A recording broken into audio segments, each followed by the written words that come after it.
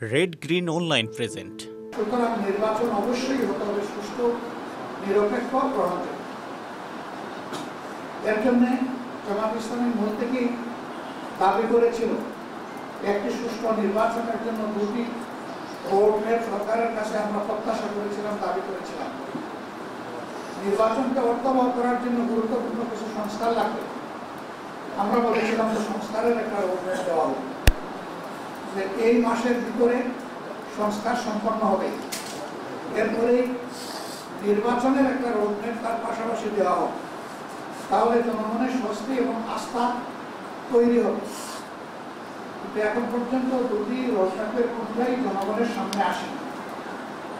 এখান থেকেও কিছু সন্দেহ সংশয় জন্ম নিয়েছে। আমরা এখন সরকারকে অনুরোধ করব যে দুইটি রোডম্যাপ যথা সম্ভব শীঘ্র এইটাকে জনসম্মুখে প্রকাশ করা হোক, তাহলে জনগণে আস্থা ফিরে আসে। আমরা এবং এদেশের জনগণ যেন কোনো নির্বাচন আমরা চাই না। নির্বাচনের মধ্য দিয়ে আবার যদি নির্বাচনী ব্যবস্থা নিহত হয়, তাহলে ওরকম একটা নির্বাচন অবশ্যই জনগণ কবুল করবে না, প্রত্যাখ্যান করবে। এই জন্য সুষ্ঠু নির্বাচনের স্বার্থে এই দুটি রোডম্যাপ অপরিহার্য হয়ে পড়েছে। তারপরে আমাদের দাবি ছিল, যারা গত 15.5 বছর ধরে এই দেশে মানুষকে গুম করেছেন, জনগণের সম্পদ লুণ্ঠন করেছেন, তাদের বিচারের প্রক্রিয়াটা দৃশ্যমান হতে হবে। আমরা জানি বিচারের জন্য সময় লাগবে।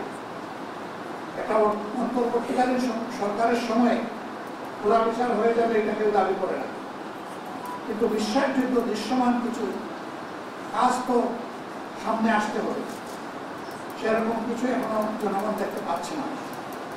এই জায়গায়ও জনগণের আশঙ্কা, যদি অপরাধীদের বিচার সুষ্ঠুভাবে না হয়, তাহলে অপরাধ চক্র বৃদ্ধি পাবে এবং বাংলাদেশ ভবিষ্যতে গভীর অন্ধকারে তলিয়ে যেতে পারে। আমরা এটাও হতে দিতে পারি না। এই জন্যে সংশ্লিষ্ট কর্তৃপক্ষের কাছে আমাদের উদাত্ত আহ্বান, বিচারকে কঠোর পরিশ্রম করে নির্ভুলভাবে, সুন্দরভাবে আপনারা দৃশ্যমান করবেন। আপনারা জনগণের সমর্থন পাবেন ইনশাআল্লাহ। এটাও ঠিক যে আমরা যেন কোনো বিচার চাচ্ছি না। বিচারের নামে যে অবিচার আমাদের উপর করা হয়েছে বা অন্যদের উপর করা হয়েছে, সেটাও আমরা চাই না। আমরা চাই বিচারটা ফেয়ার হোক। সম্মানিত ভাইয়েরা, এই বিষয়গুলো সামনে রেখে এই সম্প্রতি কয়েকদিন ধরে অনেক কিছু হয়ে গেল। আমরা আশা করি যে এই বিষয়টা সামনে বাড়বে না। আরো দুটি স্পর্শকাতর বিষয় সম্প্রতি আলোচনায় আছে। একটি হচ্ছে মানবিক করিডোরের নামে একটা উদ্যোগ। আমরা সর্বপ্রথম এটি আমাদের নলেজে আসার সাথে সাথে আমরা বলেছি এর সাথে জাতীয় নিরাপত্তার বিষয় জড়িত। সুতরাং এই বিষয়টি ভেবে চিন্তে আগাতে হবে। হুট করে এটাতে কোনো কিছু করা যাবে। এখন দেশে পার্লামেন্ট নাই। একটা অন্তর্বর্তীকালীন সরকার উপদেষ্টা পরিষদের মাধ্যমে পরিচালিত হচ্ছে। উপদেষ্টা পরিষদ মেনে নিলাম যে তারা মন্ত্রী পরিষদের বিকল্প, কিন্তু পার্লামেন্ট নেই।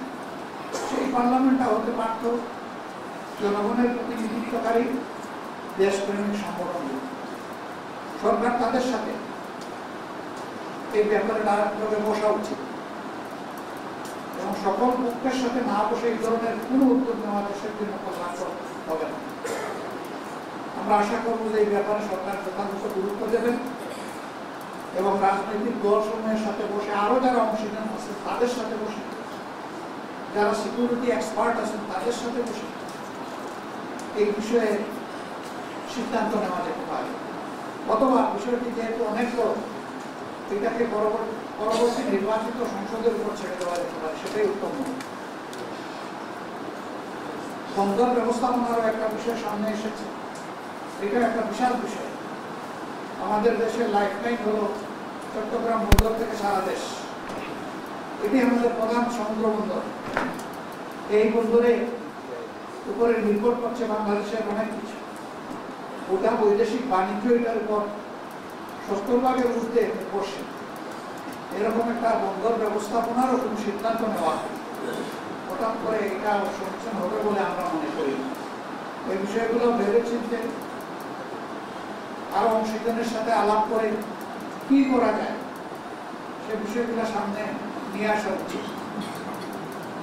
সম্মানিত ভাইরা, সেনাবাহিনী আমাদের গর্বিত সেনাবাহিনী, ইতিহাসের গুরুত্বপূর্ণ বাকি তাদের অনেক মর্যাদাপূর্ণ অবদান রয়েছে।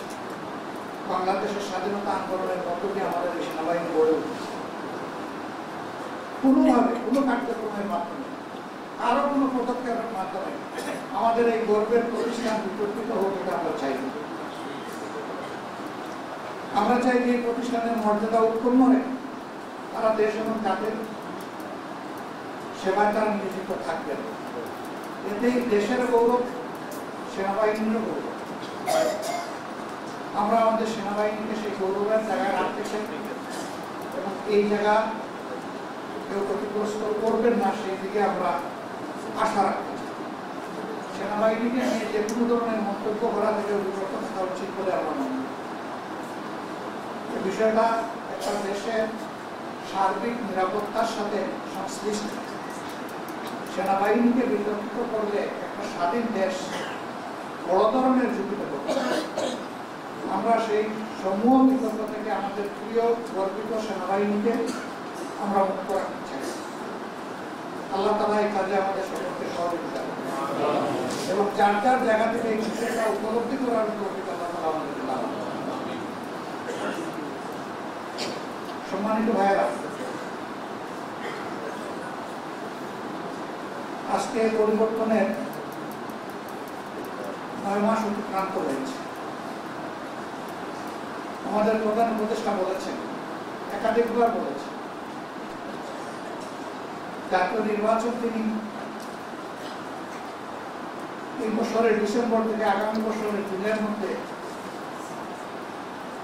সম্পন্ন করতে চান। আমরা বারবার বলেছি, তাই তার এই কথার উপরে আমরা আস্থা রাখতে চাই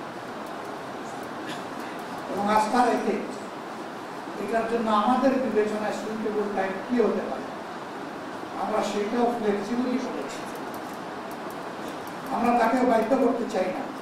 আমরা কেন বাধ্য করতে যাব? কারণ তিনি তো সকল দ্বারা সমর্থিত।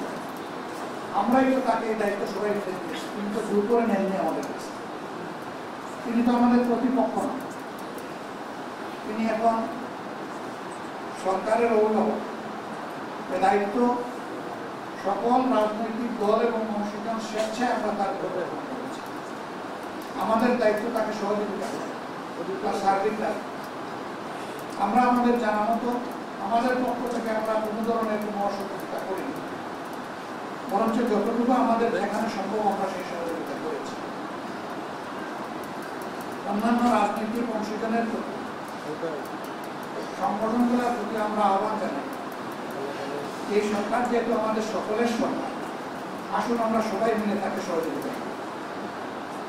সবাই মিলে যদি সহযোগিতা করি আর সরকারও যদি স্বতঃস্ফূর্তভাবে আমাদের সহযোগিতা গ্রহণ করে, তাহলে আমরা মনে করি যে সমস্যা যাই সামনে আসুক, সমাধান তার অতি সহজ। কিন্তু এখানে বোঝাপড়ায় যদি কোনো গ্যাপ তৈরি হয় আর জাতি যদি কোনো সংকটে পড়ে, এ দায় আমরা কেউ এড়াতে পারবো না।